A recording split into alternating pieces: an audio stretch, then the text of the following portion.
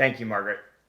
In these times of extraordinary uncertainty, of loneliness, and even loss, Diane is the friend we all would have wanted to call, to process this all through, to comfort us, to buck us up, and maybe even to kick us in the behind a little bit.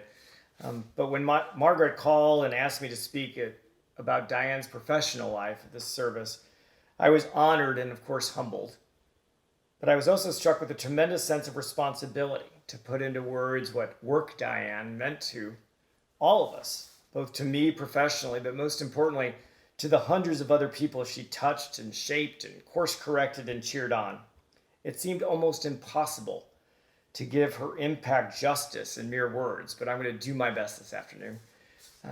Professionally, I think all of us think of Diane first and foremost as part of the FCC. And although she spent time at Squire Sanders, Inmarsat, and CTIA, I think the best prism through which to view work Diane, if you will, is of course through the commission.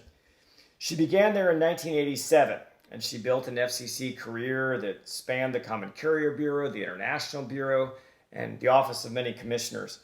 And along the way, she was repeatedly and enthusiastically recognized for her sweeping accomplishments, winning the agency's Gold Medal for Distinguished Service, a Special Achievement Award, and the Chairman's Outstanding Service Award.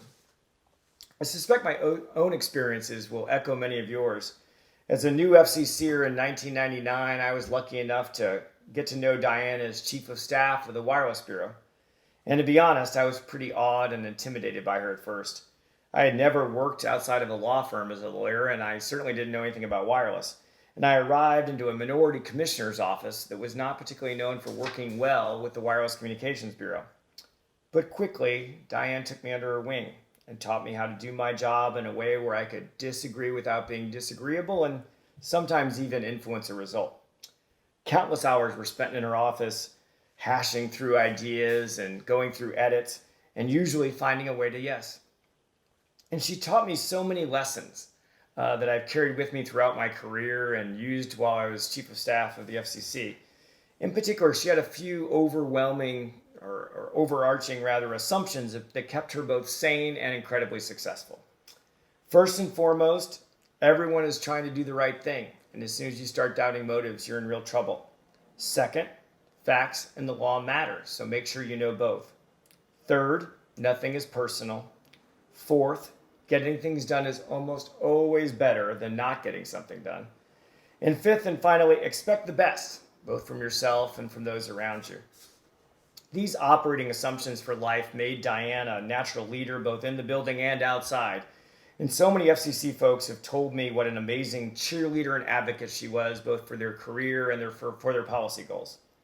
And if she saw talented folks on the outside of the commission, she quickly put her FCC recruiting hat on, encouraging the best and the brightest to come serve.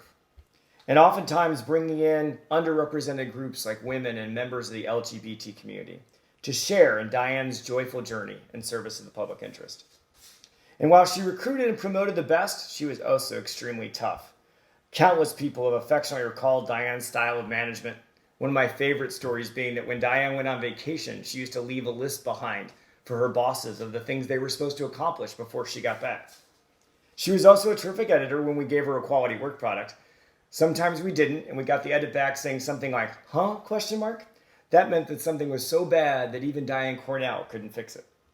In every case, though, we knew that if we didn't meet Diane's lofty expectations, we might get the look from Diane, which was a combination of reprimand and disappointment that no one ever wanted to receive.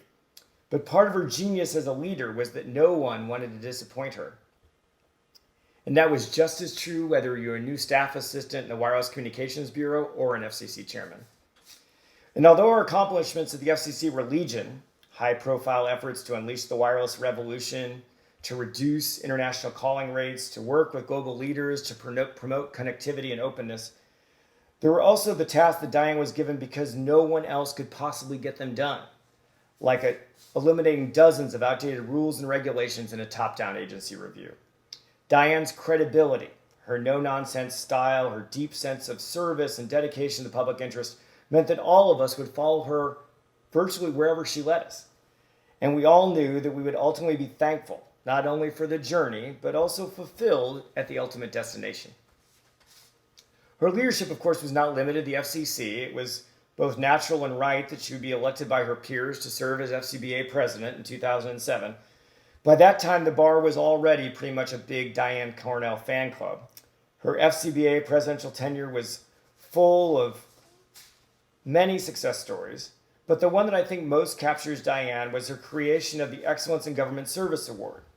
Now, you would think that creating an award would be a relatively easy and cheerful exercise, but this was, after all, a large group of lawyers, so it was much more challenging than that.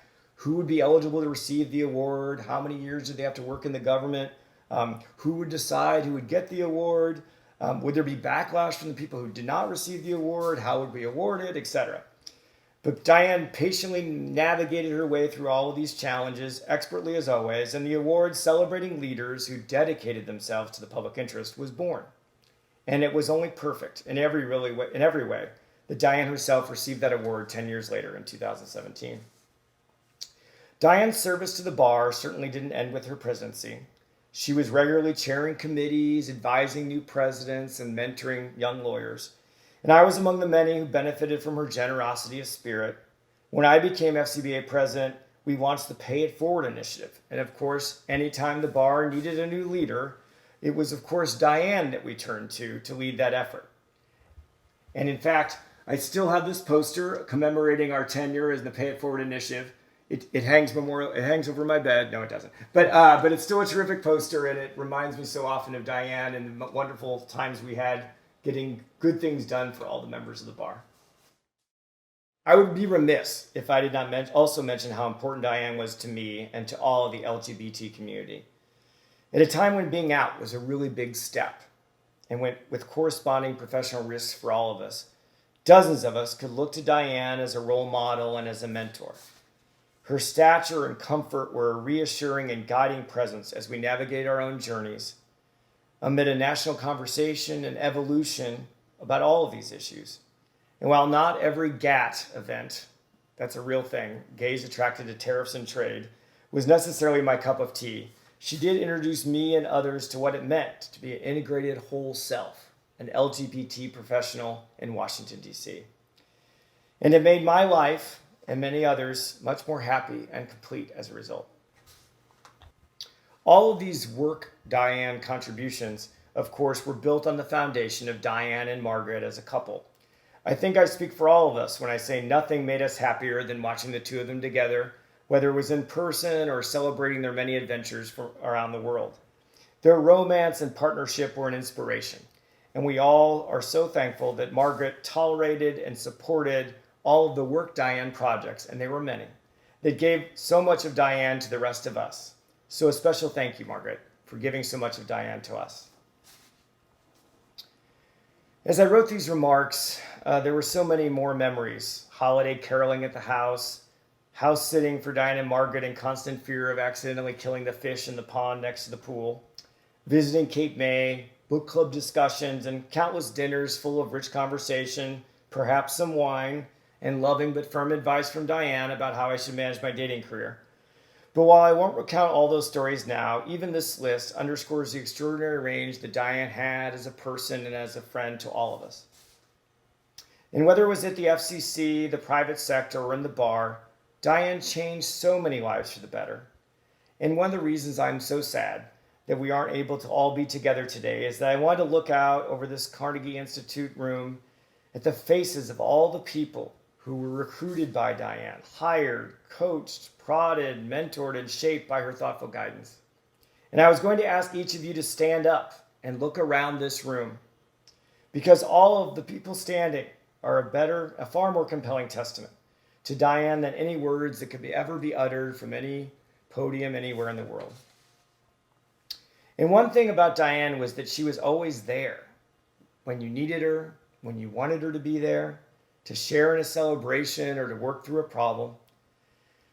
And now, with Diane gone, and in these uniquely challenging times for all of us, we can still find her in all of the people who are standing up in this virtual celebration. Her spirit and her values still guide us in our own words and our own deeds. We'd really miss you, Diane. In times like these, more than ever. But we're going to do our best to do as you taught us in these difficult times and for many years beyond. Thank you.